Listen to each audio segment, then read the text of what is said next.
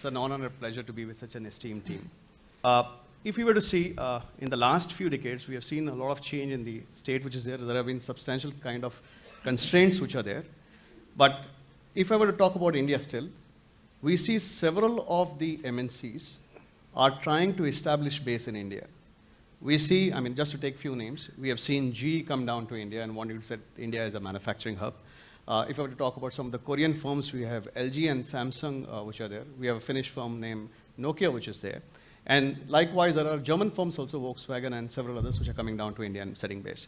So despite all of the constraints that we have, what is it that you see are some of the critical things which are attracting these firms to India to make India as a manufacturing hub, not only for India, but also for across India, outside of India? I believe there are 2 or 3 things. One is that we are a billion people. We have a very large market of our own, basically.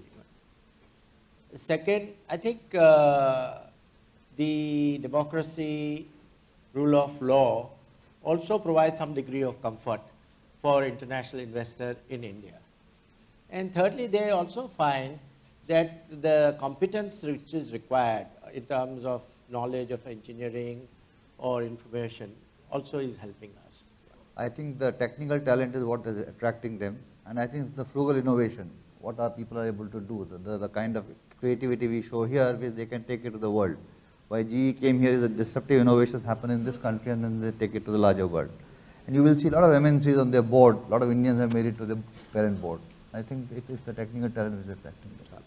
Then another thing is we have almost 63% people in working age population and much lower dependency rate. So India will continuously provide manpower at a much lower cost for manufacturing sector.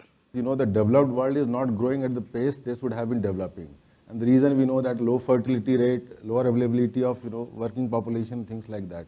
And India has emerged as a low-cost platform, manufacturing platform, and low-cost innovation platform. You find that many of the leading pharma companies, Fortune 500 companies, they are going to, they are getting clinical research done in India.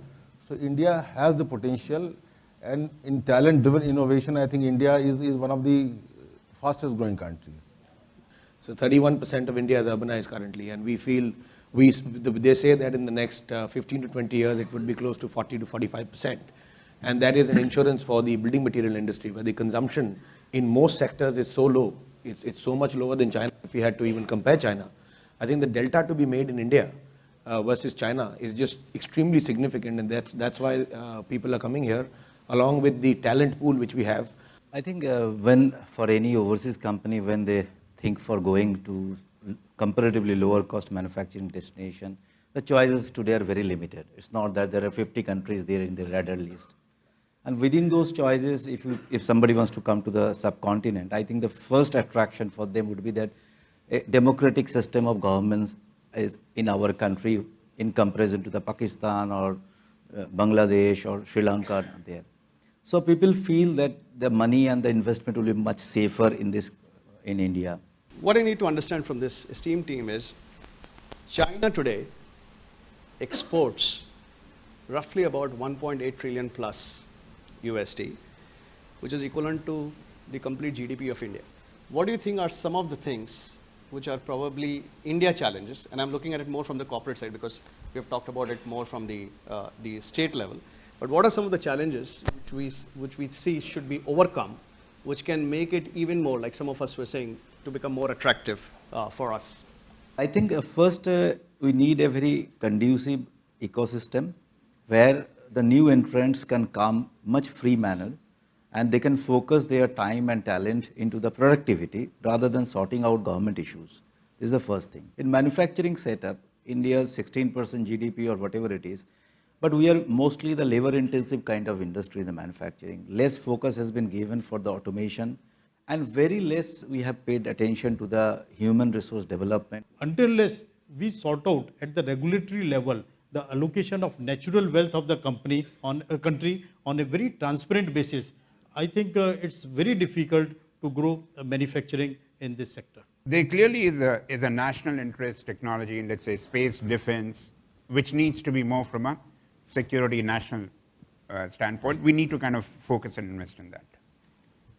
And I think there has to be a certain focus now on what I would define it as social technologies or social manufacturing, which will be areas like water, food, healthcare, energy. Now, I think we got to make a very, very conscious choice in the country that here are some 5, 6 areas which we need to become the best in the world by actually investing in these areas for manufacturing. Then there's these in-between manufacturing technologies of saying that between all these social technologies and the country defense and country space, there are other technologies in manufacturing which we really need to kind of now think about creating clusters, creating skill development, creating other areas. So I think we've got to have a much more cohesive approach for India. And I think this India-China bashing should end, I think, I mean, every time we end up comparing, how is China and how is India, I don't think so we should be doing that. We should be charting a session, a path for us, what is right for the nation and what we need to be doing. And to add to what he said, that we need to stop constant comparison with China. Absolutely. Every country has to have its own homespun unique solution. Like we are a multicultural, multilinguistic, democratic society with a lot of room for consensus. We can't be a Singapore or a Hong Kong. But then, yes, we have our strength. We must recognize our strength. We should minimize our weakness and latch on to our strength and move ahead.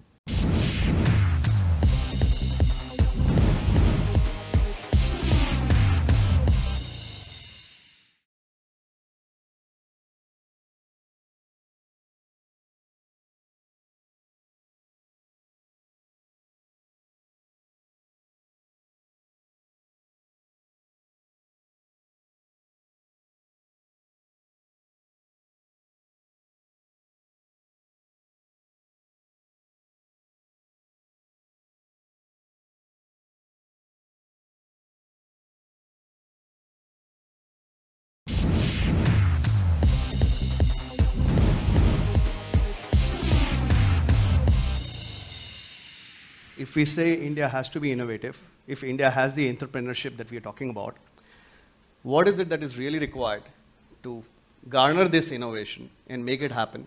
You see, first and foremost thing what we can do in India, which is the basics, benchmark yourself. Once you benchmark yourself against the globally best and try to achieve there, adopt that and then surpass. Now, this is there with certain large corporates in the country, but it is missing largely in many of the small and medium enterprises, which is the backbone of industry, and a good quantum of production comes from there. And wherever, like particularly in auto ancillary and all, where they are supported heavily by the parent, a lot of good things are happening. But rest of the industry, including the medium-sized plants in the steel industry or others, I find there is a big gap in terms of productivity, efficiency, energy consumption, and environment cleanliness. There is a big gap. I think the innovation in India is frugal, homegrown. What we don't do is the IPR. We don't patent it, we don't talk about it. But there is a lot of creativity. We have got the worst of the feedstocks. You got all the constraints you have spoken about, but still you end up being a world beater. Every business in our group is in the top 3 in the world. And I think we have been able to achieve that sitting in this country and selling all of them in this country. We are not exporting most of it. So I think it's possible. When I compare what we do here in India and what happens in the developed countries like US and Europe, is the chalta hai attitude. Or if you have a process or a system to be followed, any problem comes, any handicap, rather than stopping and dealing with it, bypasses it. Now, as a culture, if you want a manufacturing as a competitive dynamics over a period of time, you need to create a workforce, both operative workforce and managerial workforce, which has the kind of discipline. Each companies are trying to do that. But when you look around, the way we run our government, we run our cities, we run any of our public services, we just don't see that culture of discipline and culture of working things properly. Innovation really are classified into 2 spheres. One is a process innovation, one is a product innovation. I think we are pretty good at process innovation. I think the challenge is really product innovation, the touch and feel product. How do you really deploy a product in a market where you believe you can actually make money out of it. And I think in that space, what we tend to do is just import everything in, whether it's a USB drive to a camera to a, you name it, we actually do that. And I think somehow our system has now got to become by saying that, okay, if we actually start evaluating a domestic market and create a market, then you drive innovation. It's very much like 30 years ago, maybe 35 years ago, we would disregard any Japanese toys as we were growing up.